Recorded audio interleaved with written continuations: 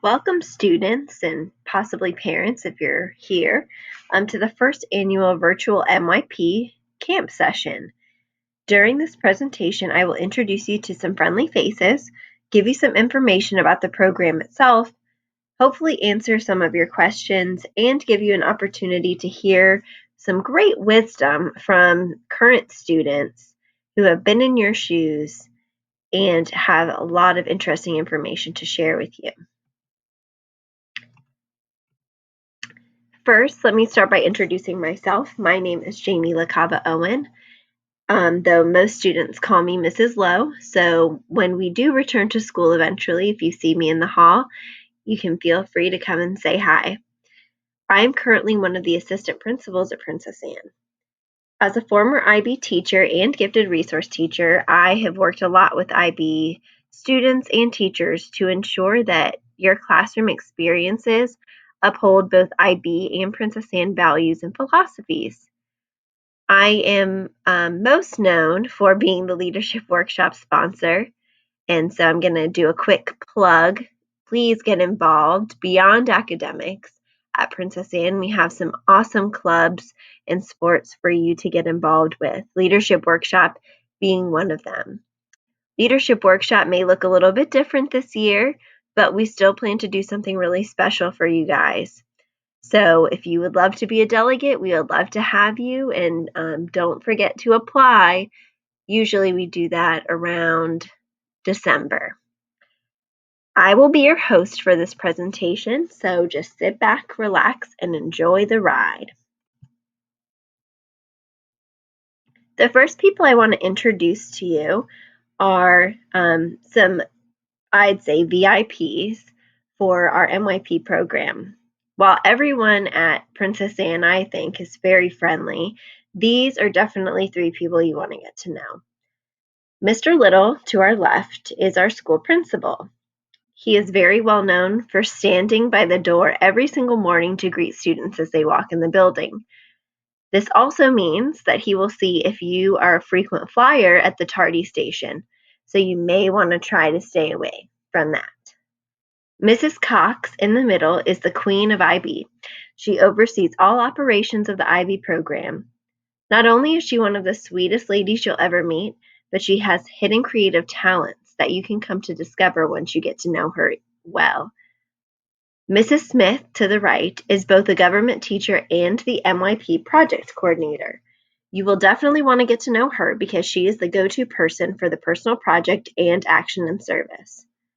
All of your teachers, administrators, and school staff are here to help you. We want to support you so that you have a successful 2 years in the middle years program and hopefully a successful 2 years in the diploma program as well.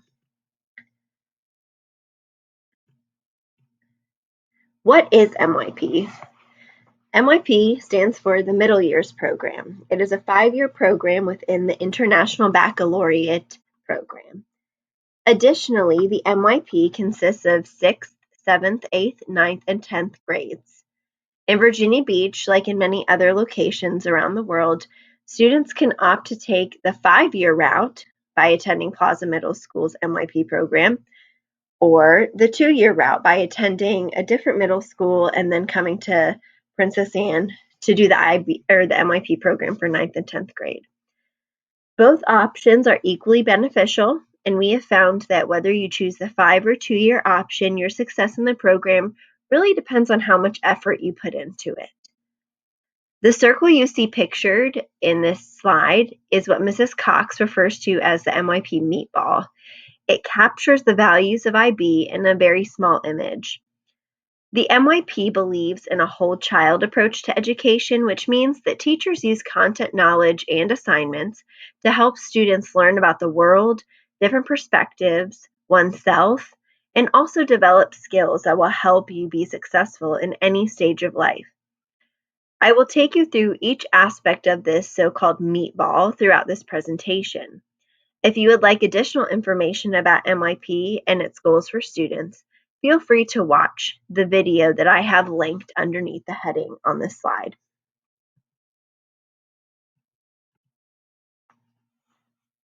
So let's get started with some traditional MYP courses. The MYP recognizes 7 different types of courses: math, language and literature, individuals and societies, which is basically history, science, language acquisition, which is world language, arts, and health and PE. All of the courses offered are tailored to meet the specific requirements of MYP, and you don't really have to worry as much about those because the teachers really implement them in their classes and embed them into their lessons. So you don't really necessarily have to worry about what are the specific MYP requirements that you're talking about in these classes. Your teachers will definitely embed them. It has to do with assessments and different ways for you to learn, which I'll go into more detail later. Each course has specific rubrics on which you will reflect to determine your growth in each respective course. As you can see, there are a variety of class options depending on your previous course experience and your personal areas of strength. MYP recognizes that students develop asynchronously, meaning that you may excel in one area more than you do in another. To account for that, we have a variety of options for you. So let's take a look at them right now. For math, students typically take MYP Geometry or MYP Algebra 2 Trig their freshman year. If you take MYP Geometry your freshman year, then you will take MYP Algebra 2 Trig, which we call MYP A2T, their sophomore year. Students who take MYP Algebra 2 Trig for their freshman year typically take what's called a math analysis course. Now, if you're anything like me and math was not really your strong suit, I mean, you can do it, but maybe you don't always like to spend your extra time and effort there. If for some reason you start taking Algebra 2 Trig and it's just not really working out for you, it's a little too fast-paced, we still can put you in an Algebra 2 course and you can still get some really good instruction as you would in an MYP course. Language and literature, which is essentially English, you have 2 options, MYP English 9 and MYP English 10. The reason that there are only 2 options is because they really try to prepare you for the diploma program English programs, which is IB or DP English 11 and English 12. You also have other electives that you can choose from, but those will come later on when you hit about junior year. Individuals and societies, like I mentioned earlier, is basically a phrase for history. As a 9th grader, you would take MYP US History, and as a 10th grader, you would take MYP US Government. Many students also who take US Government choose to take the AP exam at the end of that year, so you can have that option. I guess it gives you a little bit more credit for AP, and it's a really good opportunity for you to get some college credit there. You also can add additional courses if you really enjoy history, like many of our students do. You have the opportunity as a freshman to do AP Human Geography, and as a sophomore, you can do AP Euro or AP European History. So those are not necessarily part of the core MYP, but you can take those courses if those are areas of interest for you. For science in 9th grade, students typically take MYP Biology, and as a 10th grader, you would take MYP Chemistry. Another additional course that you could take that is not an MYP course, but if science is an area of interest, you might want to take AP Environmental Science. We also have AP Biology and AP Chemistry that you can take around your junior year. For language acquisition or world language, we offer Spanish, Japanese, French, Latin, German, and Russian. We have offered other courses depending on whether a distance learning teacher is available. A couple of years ago, we offered Dutch. So if there is a different language that you want, you can definitely talk to Mrs. Cox and she will see what she can do about that. Our arts courses that we typically offer are visual arts, band, orchestra, or theater. And finally, health and PE. We offer health and PE 9 for MYP, MYP Health and PE 10. But many of our MYP students choose to do health and PE online simply because they would like the room in their schedule to either have an academic support block, which is essentially a study block, or they would like room in their schedule to take one of these additional classes that are areas of interest for them.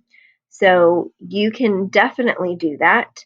This year, as you probably know, we are going to be doing what's called a 4x4 schedule, which means that you will have 4 year-long classes that are condensed into a semester, and then you will have another 4 year-long classes that are condensed into the second semester. So you will get a total of 8 full year classes, even though 4 of them will be in one semester and 4 will be in another. So you should be able to add some elective courses or areas of interest on top of the courses that you need to have to meet the MYP requirements. If you want any more information about that, you can certainly talk to Mrs. Cox, or you can talk to one of your school counselors. They would be happy to help with that.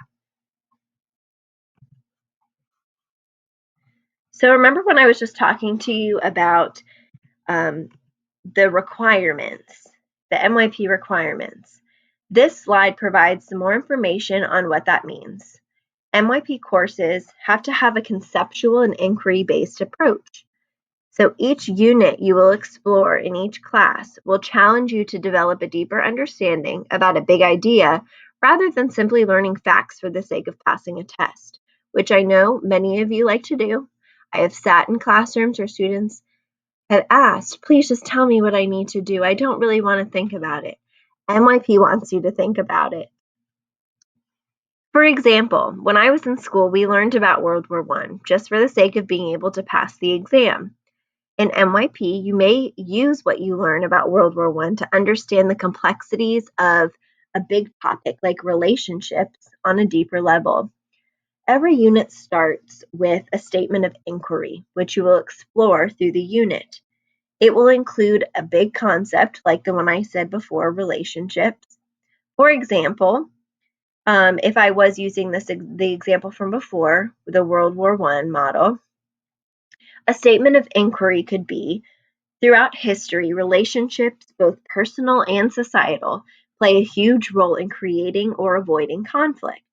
So during that unit on World War I, you would be exploring how that statement is true or false.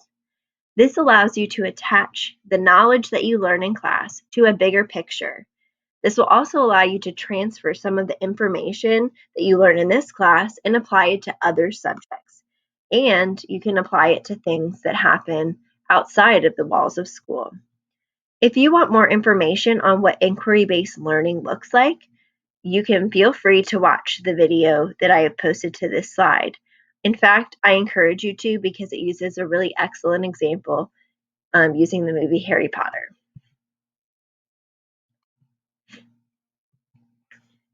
Another thing that MYP really cares about is how you develop as a person beyond your knowledge, which is why they challenge teachers to infuse opportunities for students to practice certain skills, often known as soft skills, that will help you be successful in life.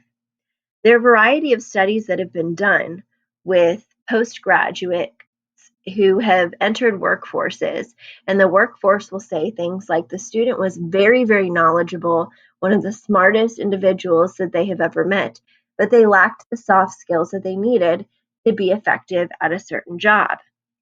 These skills are known as approaches to learning in MYP.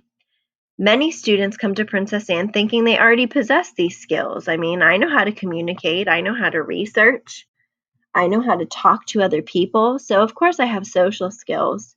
But one might quickly realize that they could use a bit of work in certain areas, specifically with self-management. Every time I have students do their ATL, or Approaches to Learning pre-assessment, the area of self-management is glowing red with students who need to work on that particular topic. Your assignments and other IB projects will provide you with opportunities to practice these skills, and you should be able to reflect on your growth over time. Taking a hard look at how you can grow in these areas will help you be successful if you plan to move into the diploma program during your junior year. Right now, it may just seem silly, but the students who are most successful in the diploma program have practiced these skills and exhibit them regularly.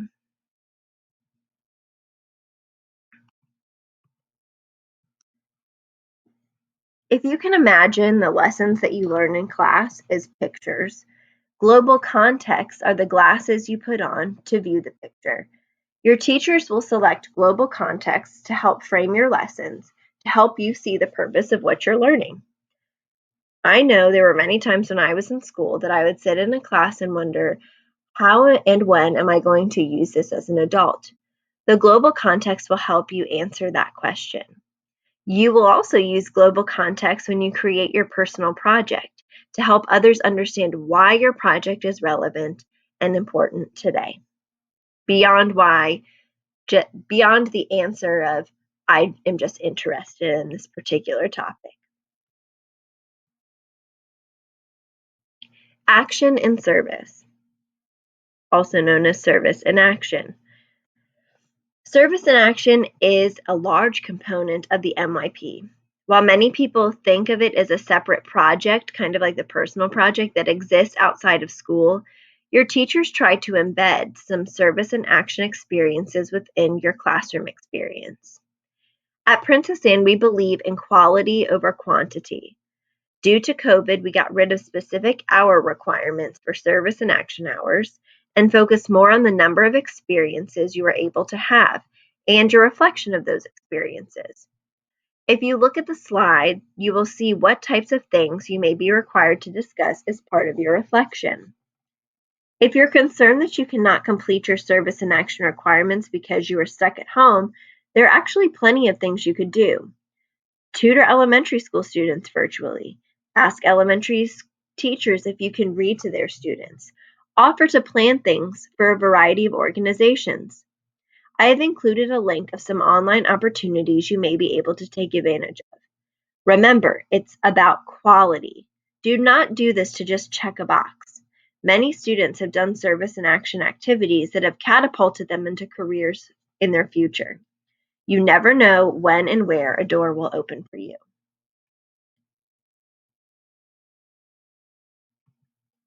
At the end of your ninth grade year, you will begin your personal project. Rooted in research, I'm going to say that again because many students forget that very important part. Rooted in research, the personal project allows you to explore an area of interest, identify a problem in that area, and attempt to solve that problem through the creation of your project. It takes place over 10 months, typically beginning in March and ending in the December of your sophomore year. You will not be left alone to complete this. That may seem very overwhelming, but you will be assigned an advisor to help you along the way, and Mrs. Smith will be right there to help you the whole entire time.